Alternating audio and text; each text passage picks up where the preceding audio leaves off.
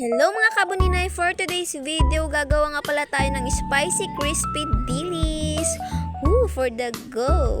Ito nga yung mga ingredients niya, asukal, ketchup, and syempre ang ating dilis. First step lang naman natin is isasalang lang natin yung kawali nating maitim at walang hawakan. And after po nating mailagay yan, syempre ilagay na natin yung mantika. Dapat po mainit ang ating kawali at mainit po ang ating mantika para talagang crispy ang ating dilis. And second step naman po, ilagay naman natin ang ating dilis.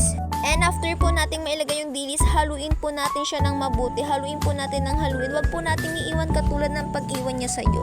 For the go! Credits nga pala sa owner ng for the go na yan kasi talagang ginaganahan ako mag-vlog pag may for the go. So ayan na nga, ilagay na kaagad natin yung dilis sa strainer para talagang tulong-tulong. If ever nga na may tissue kayo, much better kung lagyan nyo siya ng tissue para talagang tanggal na tanggal o tuyong-tuyo po yung ating dilis. Siyempre, hugasan lang natin ulit yung kawali natin pinaggamitan kanina at dapat po mahinang ating apo. Dahil maarte nga ako, ayun, nilagyan ko nga siya ng sili. Highly recommend po na chili powder na lang po yung ilalagay natin para talagang dikit na dikit sa dilis yung anghang. At ayun na nga, nilagay ko na dyan sa gilingan namin at ayun, tamang push at ito nga po yung nangyari.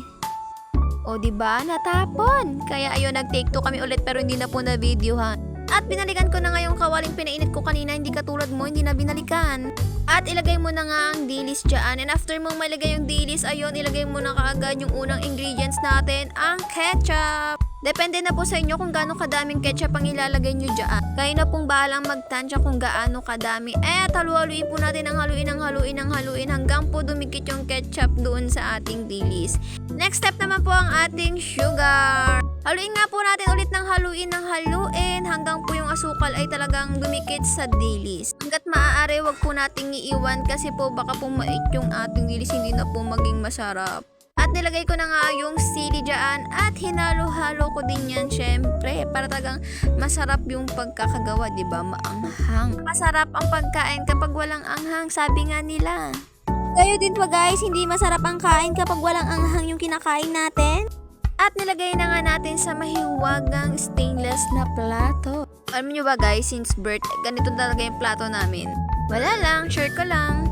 Yung bunso nga pala namin yung kauna-una mag-feedback at as you can see, talagang sarap na sarap siya. O, tingnan mo, lumalaki pa yung mata. And ito naman yung pangatlo kong kapatid, nagpa-cute dahil sobrang sarap daw.